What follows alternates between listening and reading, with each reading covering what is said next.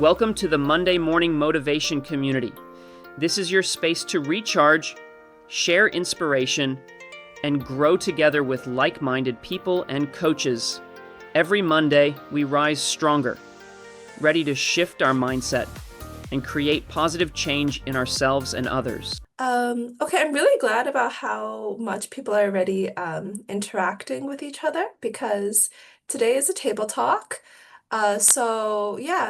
It's more about us engaging, talking with one another rather than me just talking the whole time too. I think it's more fun that way as well. Welcome to the others who have just joined our table talk as well. So Jiva and Frank, Rosalia, and Adrian, and Gurmaha? Gurmahar?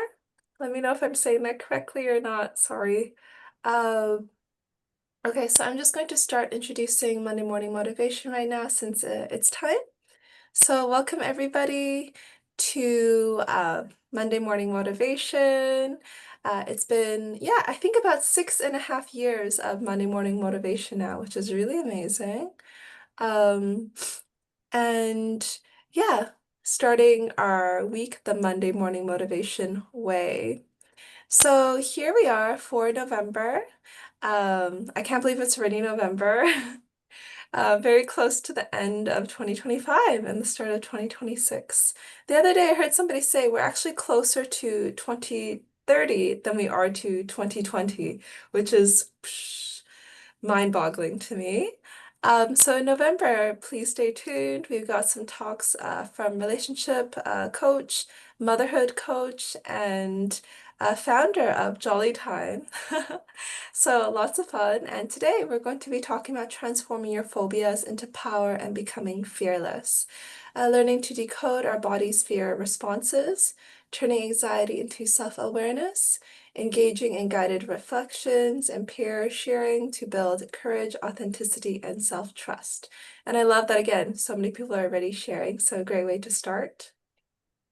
So it is Monday Morning Motivation. We've been hosting free webinars every Monday since 2019. We have a fantastic set of speakers sharing from their own life experiences, from their expertise, or from a whole host of things, including hobbies and interests. And our community boasts about 6,000 members, which I think is really amazing. And, people really show up to participate and be part of our active community too. What is Monday Morning Motivation all about? So, we are a global community and platform igniting motivation, positivity, and personal growth starting from early Monday mornings. Our mission is to deliver motivational webinars, encouraging productive habits and self-improvement. Our purpose is to motivate members to seize the day, build a driven community of people with growth mindsets. Our slogan, as you've heard a couple times already, is to stop making excuses. And our core values include positivity, open-mindedness, discipline, family, being a safe zone, and purpose. So here we are at the Monday Morning Motivation team. It takes quite a lot of us to make these webinars happen. If you're ever interested in being part of the team too, feel free to reach out to us. But here we are. I put them in like beehives, make us look a bit like busy bees. But I love how the Monday Morning Motivation team, our colors are like black and yellow too, so also like a bee. All of our recordings now can be found on YouTube. So you just have to go to YouTube and search up the Motivate community, and you should be able to find the recordings here. And feel free to connect with us on our other social media platforms by just scanning the QR codes here. All right, so I guess I'll just quickly introduce myself before opening up my presentation. So I'm from Canada, currently living in Shanghai. I'm a clinical hypnotherapist, RTT practitioner, and mental health consultant. I've been counseling for over 7 years. I work with many international clients, some from Ivy League schools, some from embassies, and some from publicly listed companies like Huawei. And I really specialize in helping many international individuals and expats overcome anxiety to reach a place of freedom, peace, and fulfillment. And anxiety and stressors, including phobias, actually. So I've helped people with like fear of heights, for example, fear of public speaking, for example, fear of rejection too.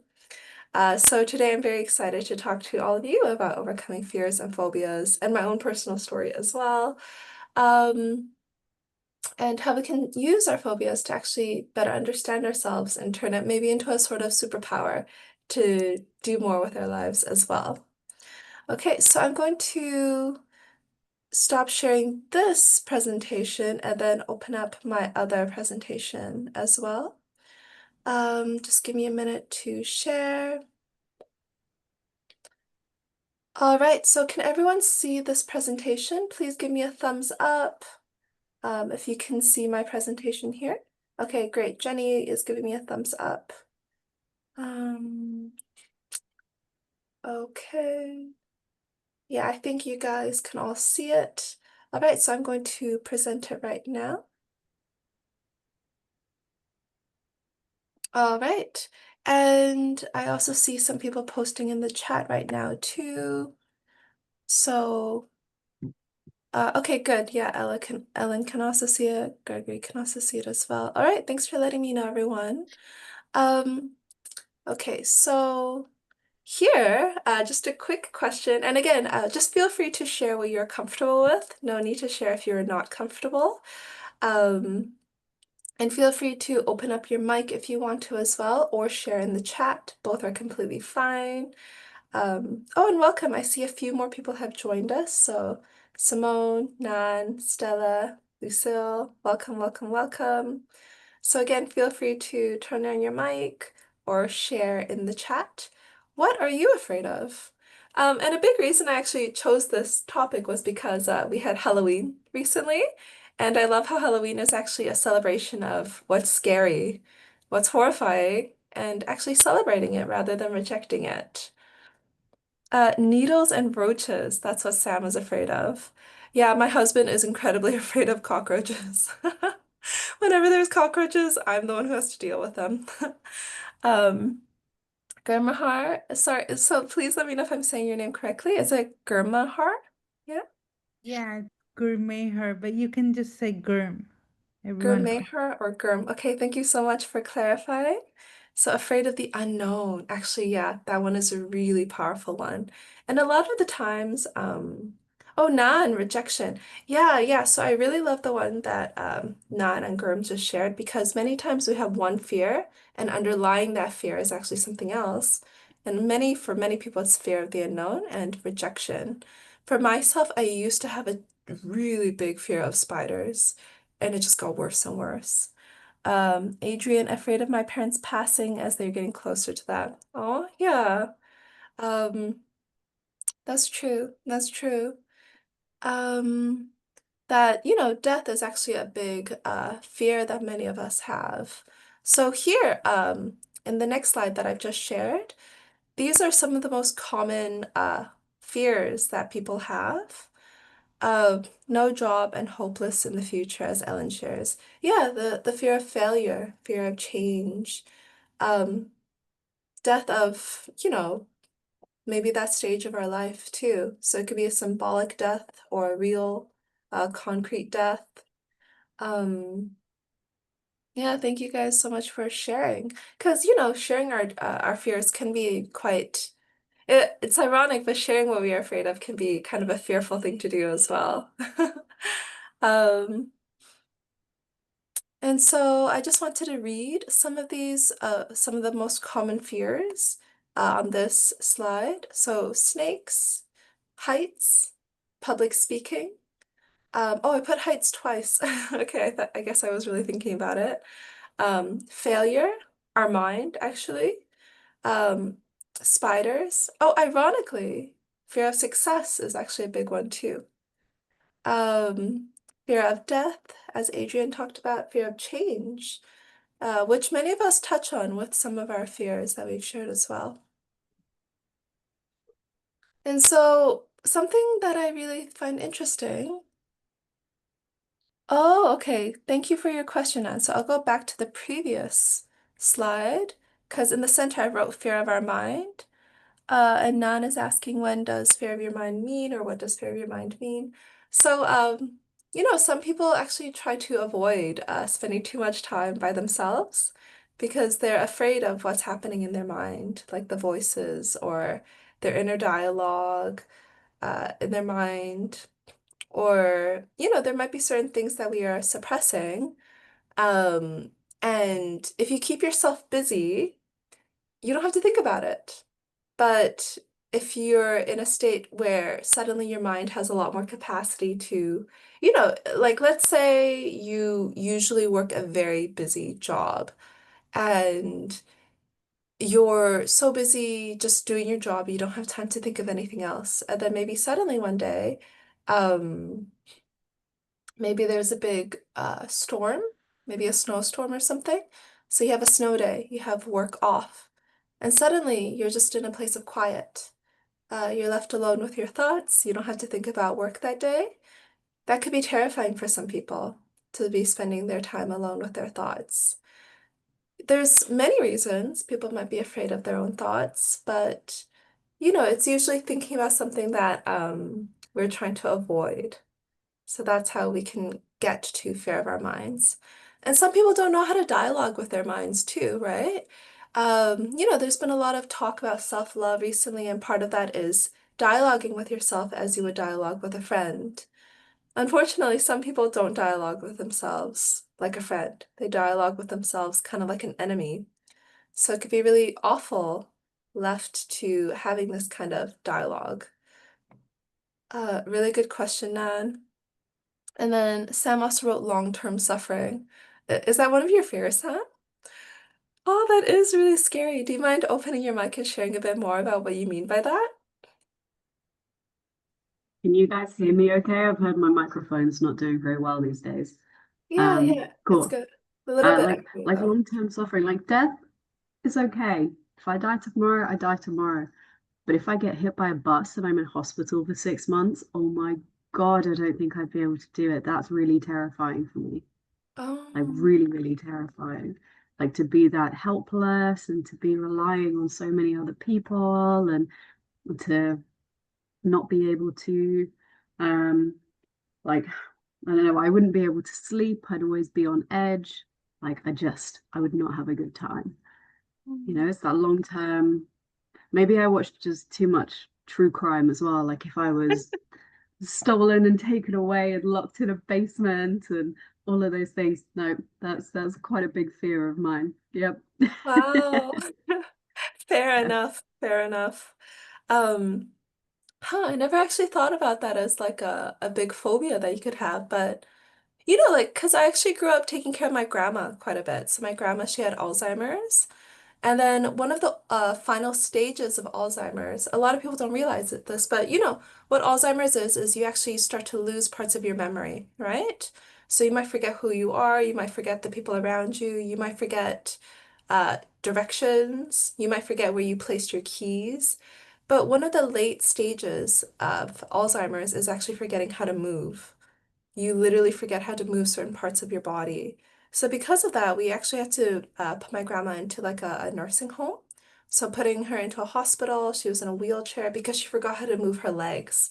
So that was like her final thing.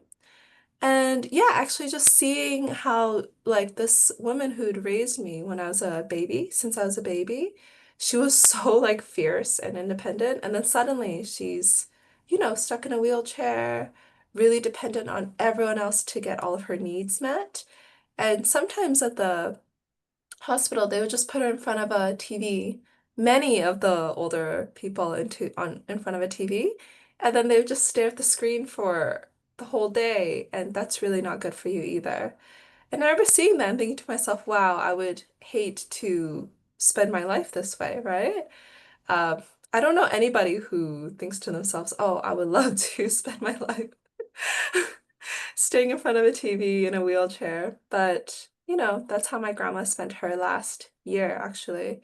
So, yeah, actually, now that I think about it, that would be pretty scary for me too. I wouldn't want that either. Okay, so does anybody else want to open up their mic or share a bit more about their phobias in the chat? Totally okay if you guys want to. It's completely okay if you guys want to or don't want to as well. Okay, so I'll go on to the next slide. And this one I think is really fascinating.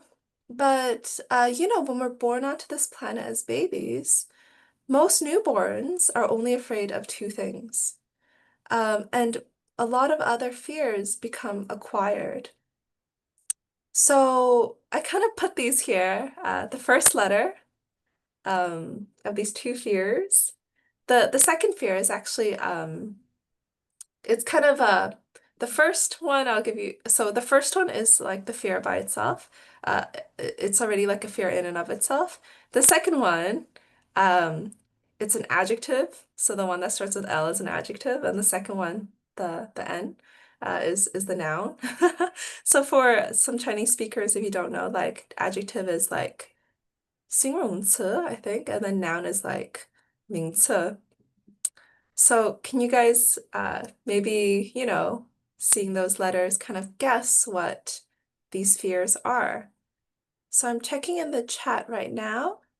Oh, hey, so Nan is sharing he's also afraid of losing my mind and senses as well as long-term suffering. Yeah, yeah. Again, thanks so much to Sam for sharing that. That is a pretty common and big fear of many people, actually. Um, I think especially with for many countries now, there's like a really big aging population. And I think we're still seeing governments, society struggle with figuring out how to do this. And not seeing like the sunniest picture of this. So I think many of us kind of fear this. It makes sense. Oh, Ellen, loneliness. Okay, that is a very, very big one. Yes, yes, Rosanna, yes. um, Sure. babies aren't really, you have fears are acquired because children are taught to be afraid. They Yes, aren't yes. born with fears. We teach them to be afraid of certain things. So Yeah. babies aren't really born with the inclination to be afraid. They don't know Mm-hmm. what fear is. We Mm-hmm. impose on them our fears like spiders and all that, and we teach them to be afraid of certain things. So fears Yeah. are acquired. So I can't figure out what your words are because babies aren't born with fear.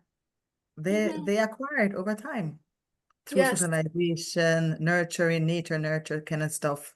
We do Yeah. that with them. Yeah. Mm-hmm. Yes, yes. I'm so glad that you brought that up because that's really true. The two that I put here, it's more of like an instinctive fear that babies kind of have. Um, so Sam, I see that you guessed fire and lovelessness. Oh, lovelessness. I guess underlying some of these fears could be a sense of lovelessness, but I am stretching it a little bit. I think again later we start to fear things because um the underlying fear is lovelessness or rejection. Um, Loneliness is another guess by Ellen. Like if babies are alone, that could lead to survival issues, but not yet. I'm talking about newborns, babies who are just born. Yes, Adrian. Oh, and Sam. Nice. Good job, guys. You guys got it. So the first one, as Adrian wrote, is falling. And the second one, I love how you put it in caps, Sam, is loud noises. Yes, that is true.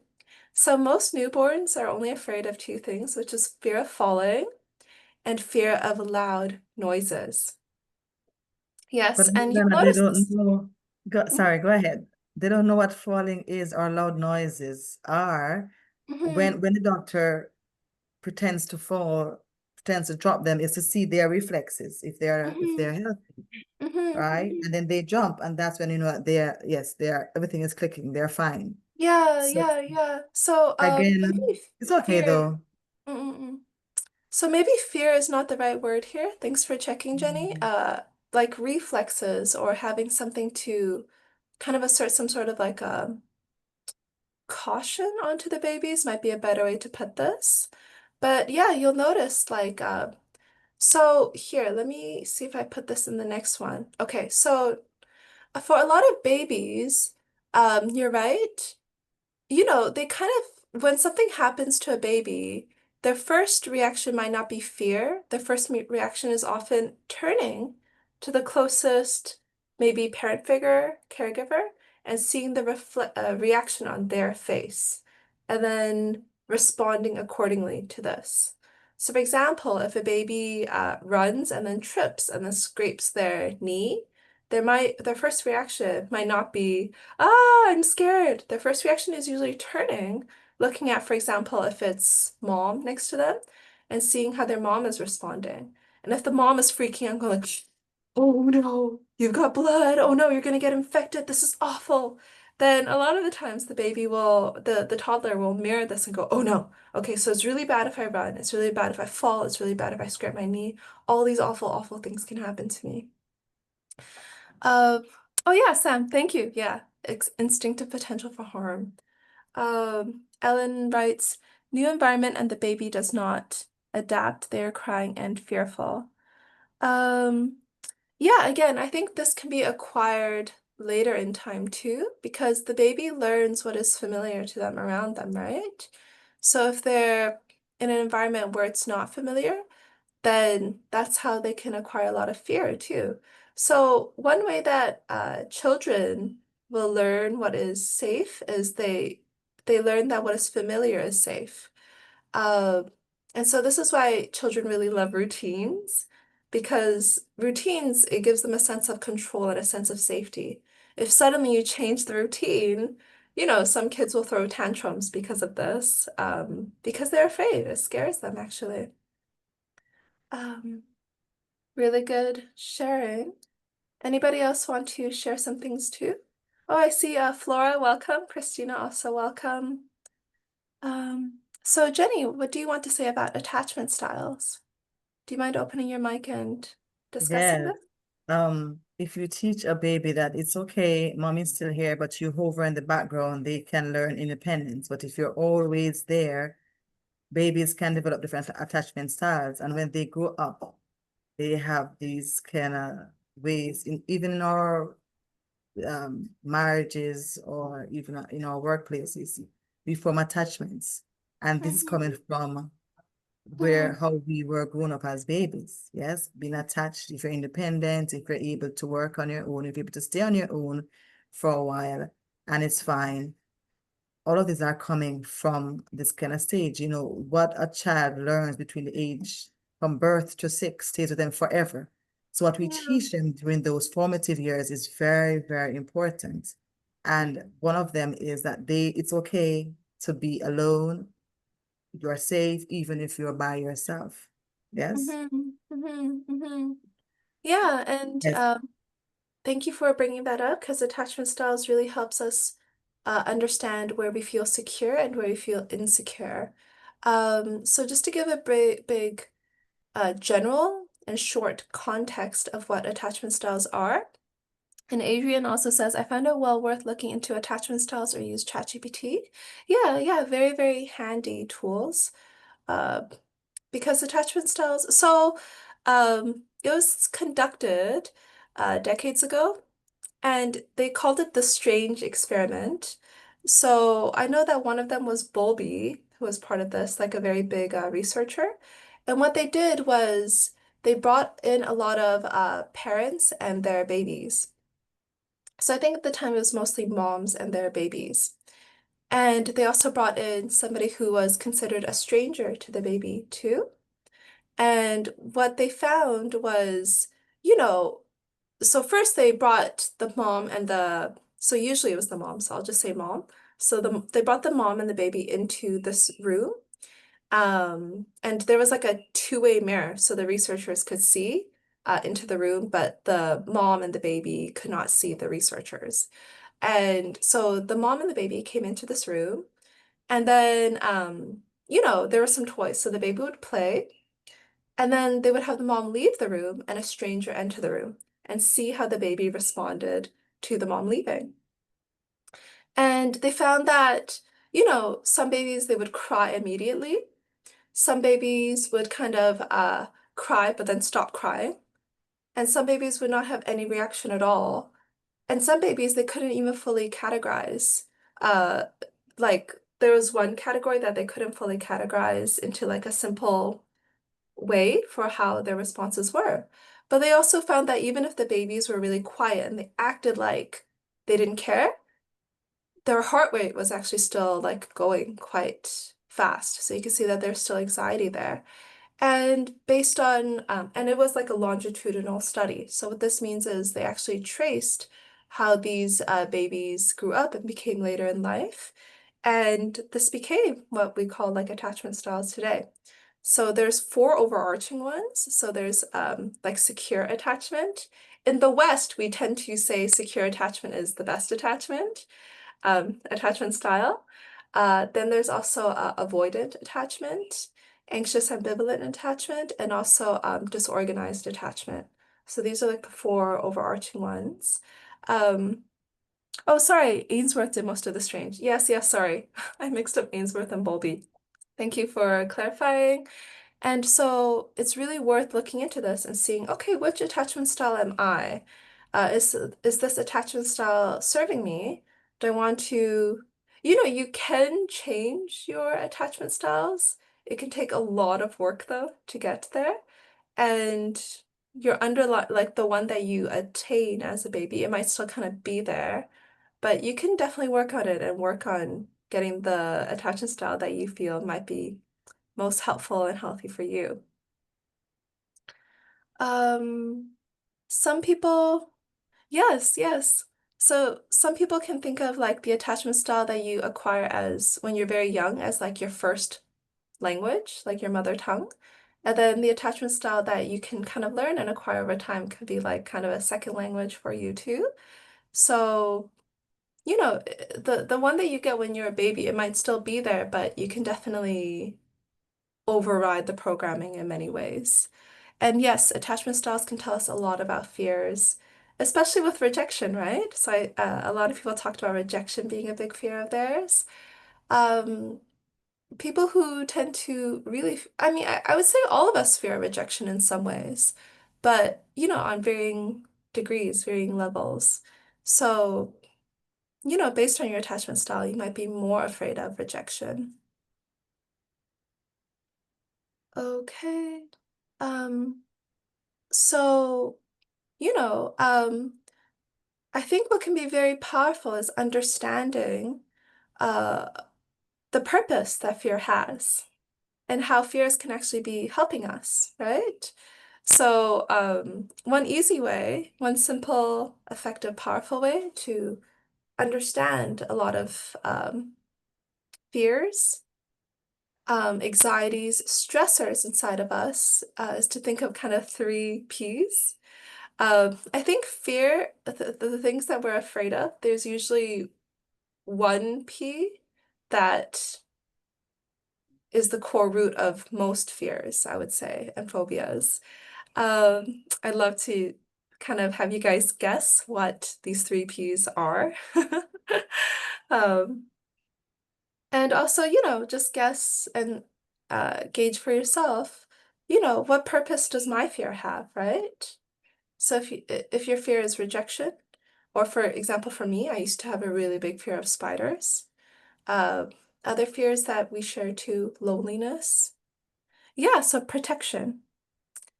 Yes, so protection is the first P. Ding, ding, ding. And I think that's like the main thing that fear, the main purpose of many, many fears is actually to protect us, right? Um, Oh, I like how creative you were, Sam. So the P you made was point out. Point out what is important to us. Yes. So actually that's the second P. So to prioritize. To prioritize us. So knowing what is important to us teaches us what to prioritize in our lives, right?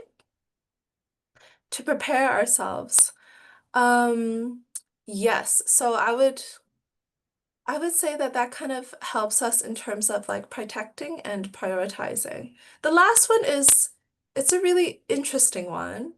Um, yeah, it would be interesting to see if people are able to guess the last P. But I want to go back to the one about protecting us, right? So, fear of falling and fear of loud noises. Both of these, the core of it is to protect us, right? if we fall and no one is there to catch us, we could get seriously hurt. That loud noise. A lot of us, if we hear someone scream, we kind of jump. And, if someone is screaming, there's usually um, something surprising, at least, going on. But is the surprise a good surprise or a bad surprise? Don't know, right? So when you hear the scream, it really alerts us to kind of look around. And, I think it'd be interesting here to look at these different kinds of fears. How many of these fears, in a way, is actually to protect us, right? So the fear of, actually, I really like the one that Sam also talked about too, in terms of, you know, something happening to our bodies, not being able to fully take care of ourselves. For some people, that's more fearful, that's more scary than death, right? And it's because, oh, how do we protect ourselves from this? How can we make sure that, we live the life that we really want before maybe something paralyzes us and all the plans that we had, maybe we cannot do them anymore, right? Um, I see more guesses. So potential to protect self, perspective. I think these are really good guesses. And, for some people, that's the answer for their fear too. Sorry, that's not the last P, actually. Um, um, okay, so as a way to give you guys like a big hint, some people are afraid of success, and underlying their fear of success is something else. So power, it's in the title. Mm. So what would make some people sabotage their success, right? Sabotage their power. What could it be that would cause people to sabotage in many ways? And if you look at what's underlying a lot of self-sabotage, um, powerlessness, power. Okay, really good guesses. Um, do you guys want me to just say what the last P is then? Yeah, I see quite a few nods. Productivity, promotion,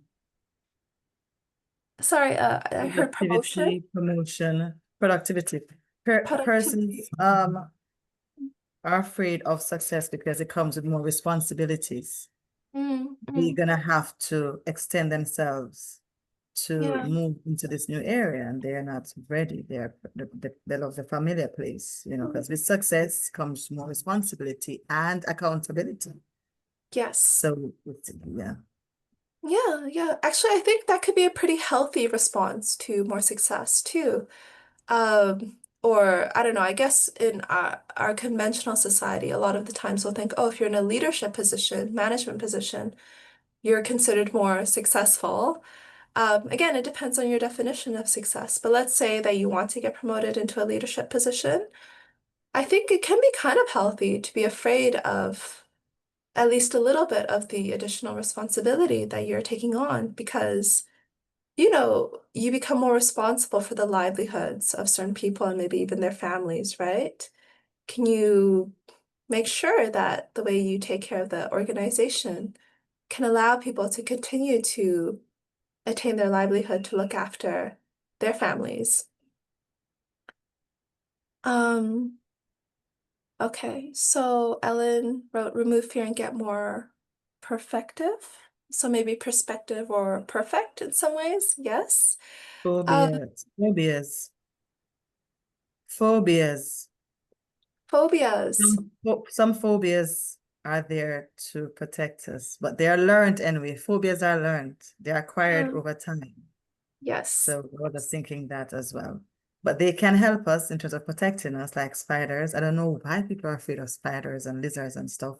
They're just there, living like we are, Yeah. but so we learn to be afraid, and we are taught about phobias. We don't, Mhm. we're not born with them. They are acquired over time. Yes. So the next P is phobia. Yes. Am I Yes. right, Rosanna? Okay, so I think I've teased this out long enough. So the last P is actually punishment. is to punish ourselves. Yeah, which this one can be quite, it can sound quite ironic. And a lot of the times we think, why would we want to punish ourselves? Isn't a lot of the way we act to act in our favor, right? How could punishing ourselves be helping us? Um, so how do I say this? A guilty mind can sometimes do more harm than a mind. So if no one else you knows that you did something bad and society doesn't punish you, but if you know consciously that you did something that you're really not proud of, your mind will become the judge, the jury, the jailer. And we can be our own worst critics. So if we know in our heart of hearts that we did something, maybe very painful to a loved one, we will punish ourselves. And yeah, thank you for writing these down, Sam. When I send this presentation out, I'll make sure to fill in those blank lines so people who didn't join, they won't be stuck with like, what are these dashes? Don't worry, I'll fill those out too. But yeah, so to protect, prioritize, and to punish. Um, and this is where, some self-sabotage can happen. Maybe you hurt somebody you really care about to get to a place in power. Maybe you know that the power that you got isn't fully well deserved. You might sabotage your success then because of this. Um, or another one is if you really don't like yourself for some reason. There's self-love, there's self-hate. You might hate yourself. You'll punish yourself. You'll hurt yourself in some way. And so, many people don't even realize that this might be what is underlying some of their fears and some of their actions. Awareness is the first step. So understanding this can be very, very powerful. Oftentimes with fears and phobias, oftentimes it's not punishment. It's usually the first one of protection, and then prioritizing. But for some people, it's to punish themselves. And for some people, that might be why they're afraid of success. Um, Nothing to fear but fear itself. Yeah, I think that one is a really powerful, beautiful one. A phrase, very wise too. Because, what is underlying this fear? And as we've talked about before, babies don't come onto this planet really afraid of anything. They have these like instincts to be more cautious. But a lot of fears are acquired, right? And so here we can kind of reflect, okay, where did this fear come from? And in what way was it trying to protect, prioritize, or even punish us, right? So here I can share a little bit about my story. I used to have a really big fear of spiders, but it was really strange because I was actually never really afraid of spiders until I was about 8 years old or so. And actually, it was while I was working through my hypnotherapy program that I realized it just clicked with me while we were working through the part on phobias. For many people, a fear of spiders is actually a fear of the mother figure in some ways. So it could be your actual mom or the mother figure kind of archetype. And I thought about it, I was like, wow, in a lot of society, we associate spiders with women. Think about the Black Widow figure, right? So you guys may or may not know this, but Black Widows, they'll mate, they'll give birth, and they'll actually consume their mate after. And by consume, I mean they'll eat their mate after. And, there's the superhero figure, the Widow in the Avengers right now. Marvel. And Yeah, the Marvel. Yes, I love her. It's a wonderful yeah. movie. I love how they took that and they're like, okay, we're gonna turn her into like this super badass superhero, right? So I love how they've turned like this Black Widow figure from, I think some people they would kind of demonize that, but they kind of turn into, okay, you can use this to kind of stand up for yourself, stand up for women. But I realized I'd had this talk with my mom before when I was about 7. And I told her I was really afraid of spiders, and she like kind of laughed at me because no, I think at the time I wasn't afraid of spiders yet. I just thought they were really gross to look at. Yeah, that's what happened. So I was talking to my mom about this, and then my mom kind of laughed at me and she told me, "Oh no, you know, spiders actually really beautiful. And if you look at spiders and you see a spider, that's actually a really good sign of luck." And I didn't realize this, but somehow in my 7-year-old mind, I'd associated liking spiders with becoming too much like my mom. And nothing, I don't mean to say something bad about my mom. What I mean is I really want to just, I knew I wanted to become like myself. So I also have an identical twin sister. You know, we're not here to become exactly like somebody else. Not exactly like our mom, not exactly like our identical twin, even. I really knew, okay, I want to become like myself. And somehow being afraid of spiders helped me prioritize becoming like me and not like my mom. And so somehow I'd like accidentally made that twist in my subconscious as a kid. And it was later in my program through hypnotherapy, I realized I'd made this twist. Like I tangled up liking spiders to being like my mom. And I was like, oh, I never had to think like that. And it's okay for me to be like my mom. But I think in my mind as a kid, I really wanted to become more like me. And so my way of doing that to prioritize me was actually becoming afraid of spiders and kind of rejecting finding spiders as beautiful or as lucky figures. But you know, once I that clicked and I realized, oh wow, and I was able to disentangle that, actually, you know, my fear of spiders actually kind of went away. I still don't like them. They're not my favorite creatures, but I'm not so afraid of them anymore. In the past, even seeing like a line drawing of like a dot and 8 legs, that used to freak me out. Now, not anymore. So it's really interesting to think about this. Have any of you like been afraid of something and had a realization and then the fear just kind of went away? Or maybe some of you guys also did hypnotherapy to overcome the fear, or exposure therapy to overcome the fear too. So Sam writes, I was so close to writing needles, roaches, and my mom. Does it work for roaches too?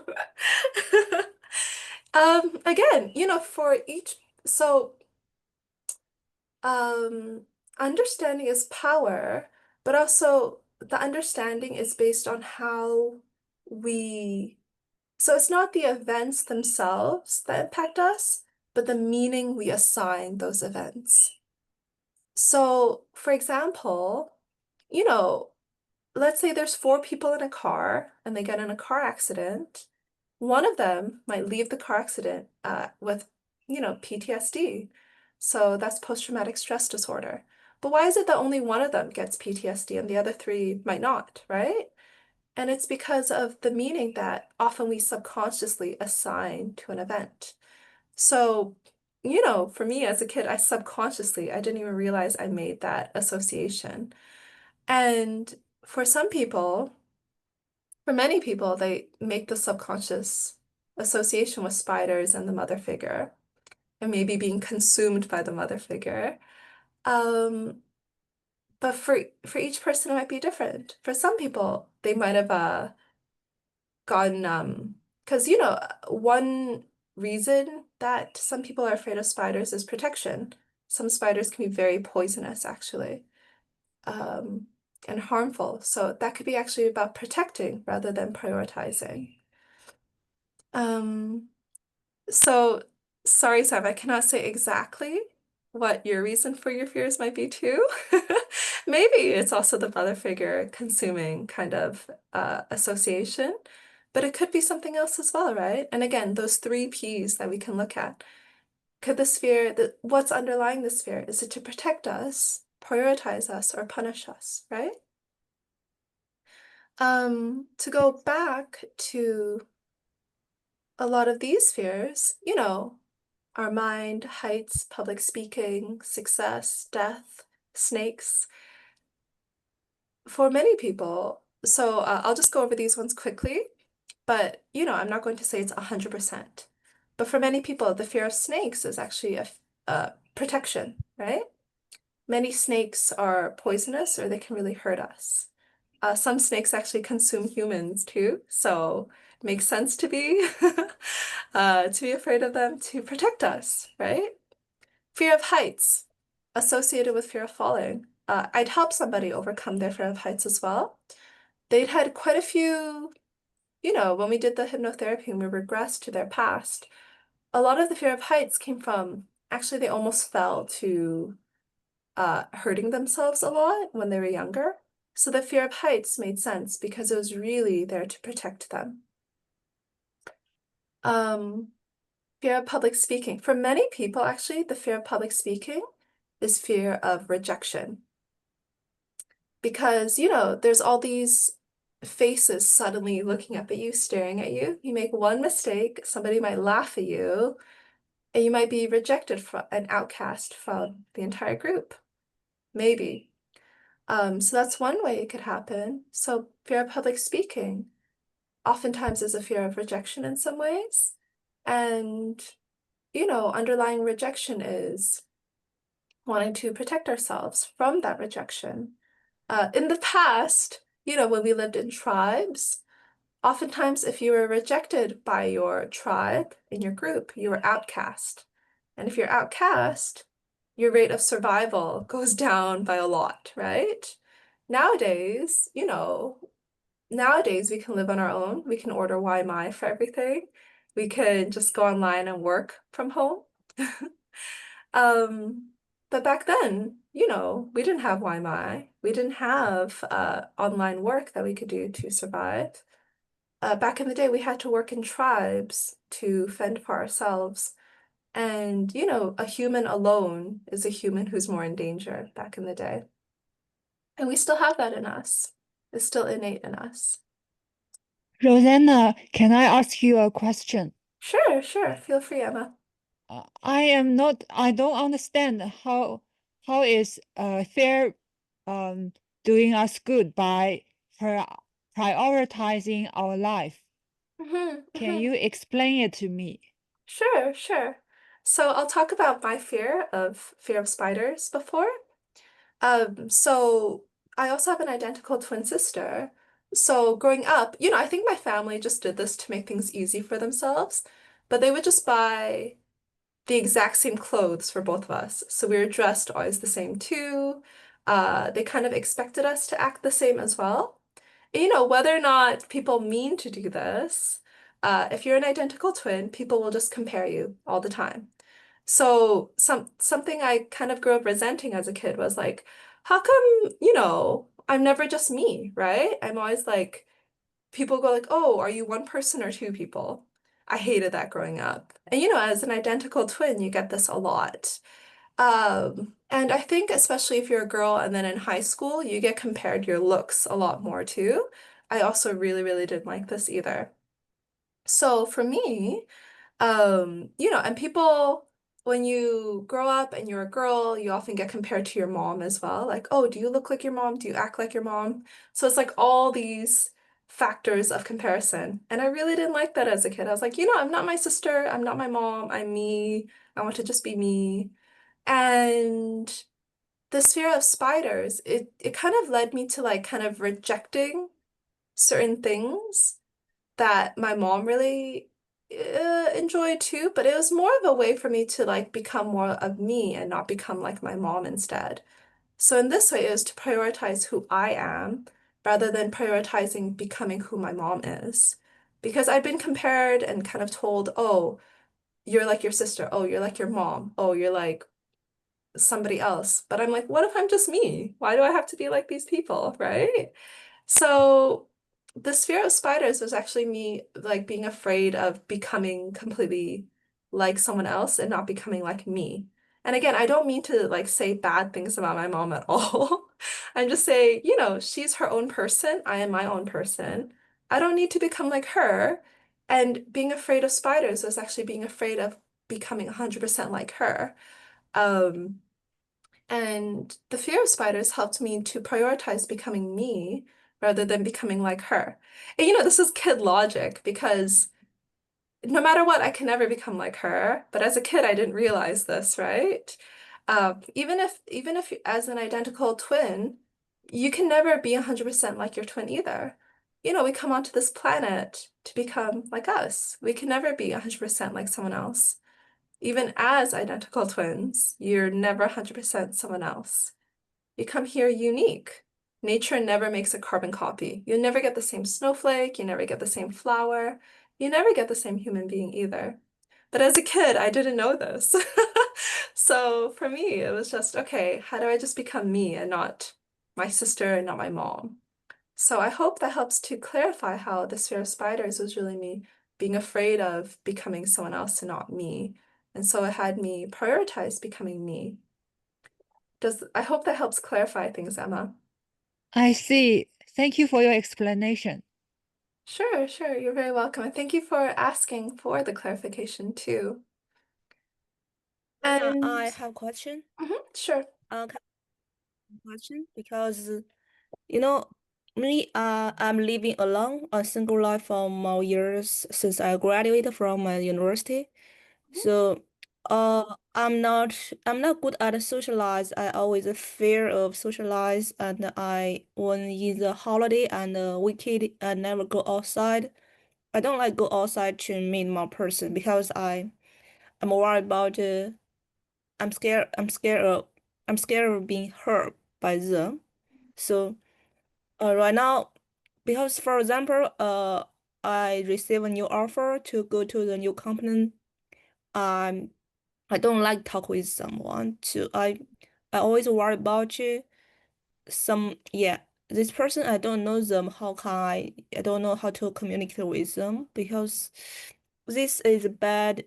I know it's not a good not a good situation, not a good message, but how can I change myself? And I always feel I'm lack of confidence.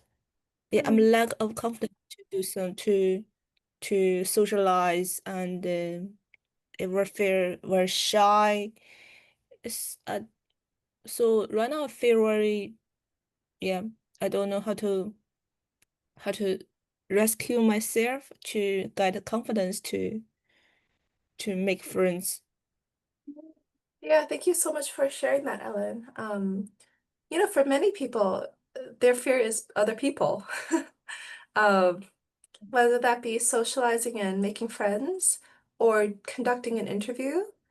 Um, and for many people who might be afraid of being around other people, um, it's a form of rejection oftentimes as well.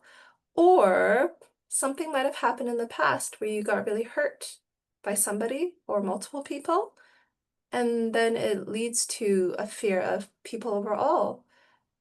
I mean, it's a little bit sad, but as humans, accidentally or on purpose, we hurt each other, right? And a way to protect ourselves is to avoid people. But when you avoid people, unless you're a complete hermit and that's the perfect lifestyle for you, most people crave human connection. Most people really crave being around other people too. And maybe even if you don't want to, you might need to interact with people to get your livelihood, like a job interview, right? So, thank you so much for sharing that, Ellen, because I think many of us have these fears, and it's really powerful and helpful to share them and talk about it too. So, I think, Ellen, you've written like cannot get attention from listeners, public speaking, need more practice skills. And Nan is saying, thanks for sharing, Ellen. I can relate on some levels. Yeah, so you can see many people have a sort of fear of this as well. So first, it's really helpful to understand again, where does this fear stem from? Is it because in the past I was hurt from people? So I have this fear because I want to protect myself now. How did people hurt me in the past? I mean, it's sad, but some people get assaulted by other people. So it makes sense if you become afraid of people because you don't want to get assaulted again, right? Um, Other people, they might have been bullied. And so uh, being afraid of people is a fear of getting rejected and getting hurt by people again. Um, so these could be ways of why we are afraid. So it's very important to understand where the fear comes from, because from understanding, then we know what is a more helpful guide to helping us overcome that fear. So for some people, exposure therapy is very helpful. So what this means is like slowly pushing ourselves one step at a time to overcoming this fear. So for example, if your fear is public speaking and you have to do this interview, right? You could do something that's less low stakes, like something that's, more low stakes and is less scary for you. So for example, instead of talking to an interviewer, you could ask a really good friend of yours to pretend to interview you. And then that could be one way that you slowly expose yourself to the interview, but doing it in a way where it's less scary for you. And you keep practicing until it becomes less scary and it just becomes more normal for you instead. So some people, again, this is exposure therapy. So you just push yourself step by step to keep doing this. And what happens is when you do it, so let's say you're practicing in front of your friend and you do a really great job because you're not afraid. And you realize like, oh, okay, I can do this. It's not so scary after all. Okay, let's take it to the next level. Instead of talking to my friend, I'll talk to my teacher and I'll ask my teacher to pretend to interview me. It's less scary. I mean, it's more scary than talking to my friend, but it's less scary than talking to a potential employer. So taking it step by step by step. Some people, they practice in front of a mirror, and that could be one way that they expose themselves too. Another thing is just, thinking about the past and disentangling the past. For me, that was enough when I realized, oh, okay, that's what it was. I disentangled it. And then sometimes the fear just goes away once you really understand where it comes from too. Yeah, and that could take a lot of exploration. So where did that fear of other people come from, right? And then Sam, I like how you're exploring with us too. So the fear of roaches, maybe it's prioritizing cleanliness in your house, right? Maybe because, why do we prioritize cleanliness? It's because dirtiness, germs, that could potentially have serious health consequences. And cockroaches usually are, a bad sign of cleanliness. So it could really be there to prioritize our health and our well-being. Gregory is saying, recommend this book, Control Your Mind and Master Your Feelings by Eric Robertson. Thank you, Gregory. Yeah, that's a really great recommendation. Jennifer is saying, confront your fears. Leanna is saying, believe in yourself and fix it up your fears. Yeah. It is by integrating our fears and shadows that we grow and become whole. So on the other side of fear is potential to grow, to overcome our fears, to grow our muscles of courage and bravery, and, kind of slaying our own demons, slaying our own fears and phobias. And when you do overcome it, you're going to think to yourself, wow, I did that. I can do this. I have the capacity for growth and to become whole and more and to become proud of myself. Jennifer, what do you want to add to this or say? Yeah, as I said before, we learn to become afraid. We learn fear. We aren't born with it. So if we learn to be afraid, we can unlearn. Yes. We can unlearn anything that we want to unlearn. So when we confront it, we're saying, I don't need to be afraid of this. I learned it along the way. And as you said, where did this fear come from? So go back, find it, and unlearn that fear, because fear is a learned response. We acquire it over time. So we can unacquire it, we can unlearn it and start over. Yes, exactly. Thank you. Thank you so much for sharing, Jennifer. Yeah, and it's funny because learning to unlearn something is a skill in and of itself too, right? But again, if we can learn something, we can also learn to unlearn something as well, disentangling it. Gregory writes, Joseph Campbell also wrote about the hero's journey, often found in many books, stories, films. Yes, yes. So we are the heroes of our own stories. Yes, we can really, really be. And again, just a quick summary of what the hero's journey is. You see this in a lot of, like, I think Marvel Avengers films too, but oftentimes we're met with the protagonist, so the main character. A really big event happens in their life, and they're often reluctant to change, to transform, to overcome this. So you kind of get like the reluctant hero. But eventually they realize, like, oh, I can't turn my back on this. I need to do something to overcome it. They'll go through transformation, self-transformation, overcome and slay their demons, monsters, whether that's a real monster or a symbolic monster. And then they transform and become a greater actualized version, more having met more of their potential in their life too. So that's a simple way of describing the hero's journey. Leanne, I see that your hand is raised. Feel free to unmute yourself. Tell us what you want to say. Leanne is saying we are both heroes. Do you want to expand on that, Leanne?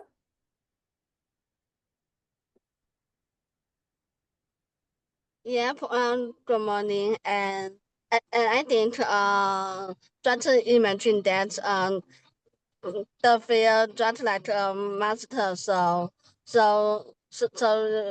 if you battle with the master and then you are going to win. So I think the another way is we are both the heroes to to now is the afraid and trying to keep motivation ourselves and totally see how it grows and also trying to make some progress. Thank you so much for sharing. And you're completely right, by really exploring what we're afraid of.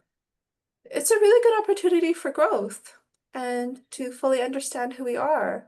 And your fears, your shadow side, what you're afraid of, if you confront it, it's a really good, amazing opportunity actually to become more of who we are.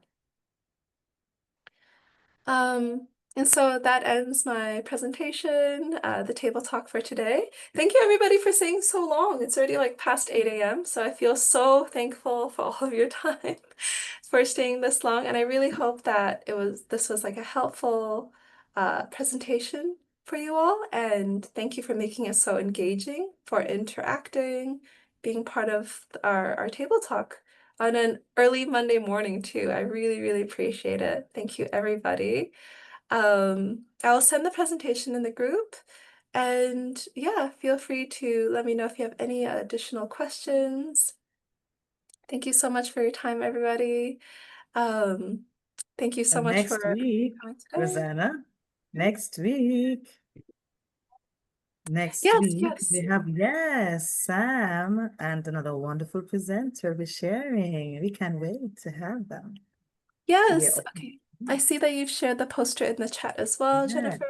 So next week, please join us. We're going to have another webinar with Sam hosting Lily, who is a certified relationship coach. She describes herself as like your relationship GPS. So if you want to learn about love, relationships, partnerships too, highly, highly recommend that you join this talk. And some people, they're afraid of love. So maybe this is the best talk for you to join to understand, oh, why am I afraid of being with somebody? A great way to explore this and overcome this if you want to encourage and overcome this as well. So Ellen says, thank you. Yeah, thank you all for joining. I'm going to end the table talk in a bit. Thank you everybody for joining. Hope you all have a really wonderful rest of your week. Please join us next week with Sam and Lily.